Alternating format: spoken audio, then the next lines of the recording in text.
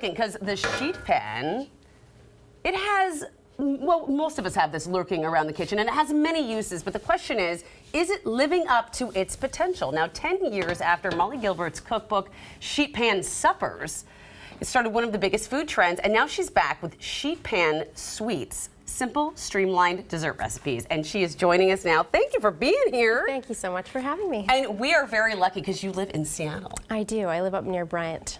I think that's fantastic. Sheet pan dinners did really start a revolution. I mean, everybody was like, what? This is genius. And now you see the recipes everywhere. They're everywhere, and I love it. I mean, you know, cooking on a sheet pan is kind of a no-brainer. You can cook an entire meal in your oven without, you know, much fuss or mess, and it's great. And it's a time-saving thing. But sheet pan baking, I did not realize you could just, other than cookies, that you could cook on a sheet pan. You can do so much on a sheet pan. It's fantastic. You can make a sheet cake. You can even make layered cakes. You can do pies. Layered cakes? Yeah.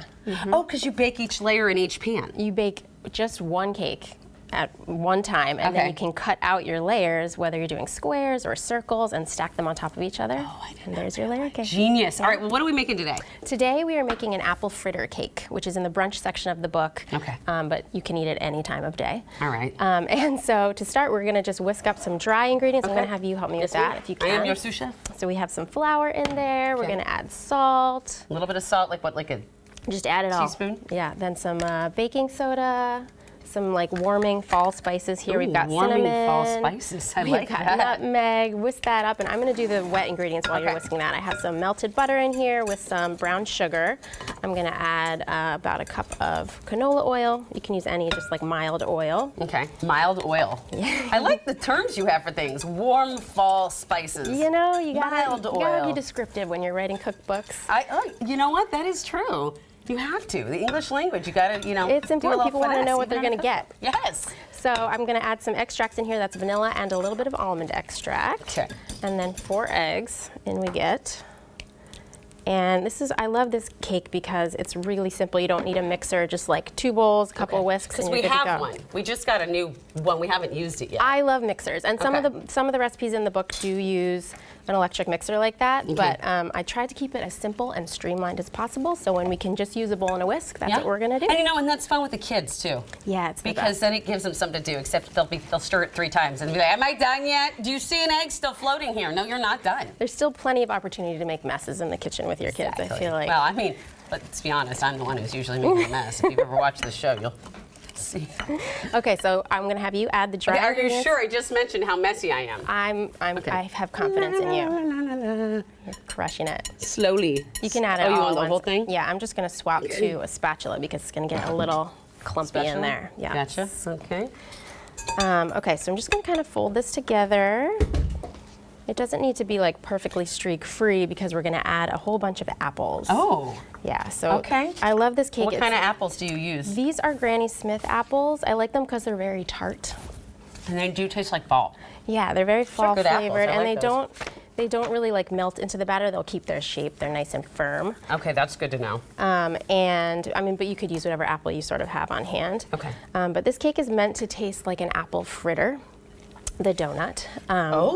Yeah, but instead of having to stand around and fry apple fritters, you can just make a sheet cake, cut it into slices, and you get that same sort of flavor. And a little healthier too without the oil. That's right. So that's not too bad. Not that I'm claiming that this is healthy, but. Well, I mean, it's not, you know, unhealthy. How many apples is that, would you say? This is 3 apples. You want about 4 cups. And you have to peel them, right? If you're feeling lazy and you really don't want to, it's okay. But I prefer the flavor and the texture when they are peeled. Copy that, okay. So you can see it's chock full of apples. Oh, it's chock full, and you just sit there and you just keep mixing it together. Wow, that is really, the apple batter ratio is...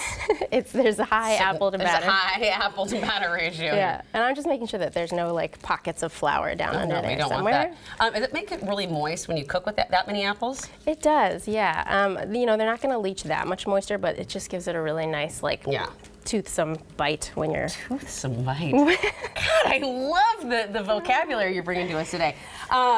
So tell me a little bit more about the other sweets in your Sheet Pan Sweets book.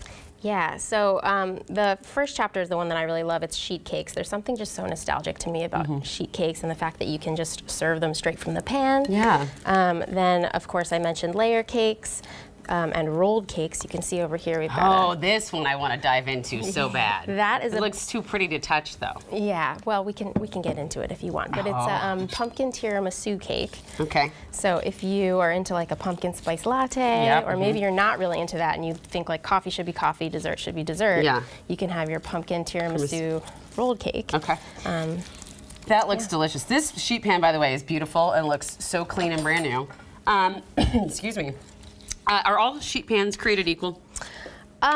Pretty much, yes, I want to say. I mean, the nice thing about sheet pans is that they're all like around the same price when you're looking to buy them. This one has a nonstick coating, so it's like on the fancier end. Yeah. That one over there is just This is straight up Old Faithful. Old Faithful. All right, so I see that you've actually spread spread it everything all out. around, and through the magic of television, we have the Baked version. The baked version, and now before I can jump into this, we have to put some glaze on it. Yes, because every good apple fritter is covered in a nice kind of maple leaf Obviously, glaze. okay. So all we're going to do for that, you can whisk this up for me yes, if you want. We got a little do that. powdered sugar in there, and the secret to this is some brown butter. So I it's love butter brown that's been butter. browned in a skillet. Okay. Just whisk that up. Okay. We're going to give it a little maple syrup.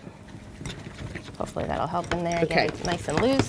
We're trying. I'm going to add some milk too. That'll help too. Oh, that'll help things out. Yeah. And a that'll pinch be of key. cinnamon for you. All right. Just a touch. We're All going to right, eyeball perfect. that. Give me that milk. Let's get that milk in We there. got about for a you. minute left, and I got to get the. Ooh. I told you I shouldn't do this. You know what? It's okay. It's all good. It's going to taste great. This is why, I do really invest heavily in aprons in my home. Here, I'll let you finish that Okay, while I'll finish I it up. get some forks.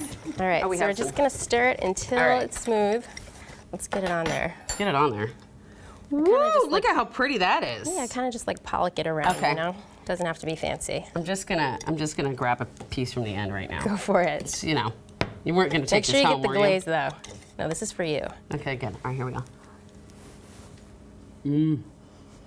That is so.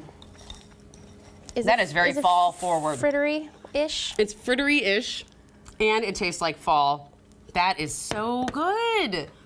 Thank you so much. Thank you so much for letting me there's so bake mu- with you. Oh my gosh, and Molly is sharing this recipe for all these sweet and delicious pan dessert here. But make sure you get her book, and we've got the recipe posted on our website, or you can text the word recipe to 206-448-4545, and we'll send you a link right to your phone. Easy peasy.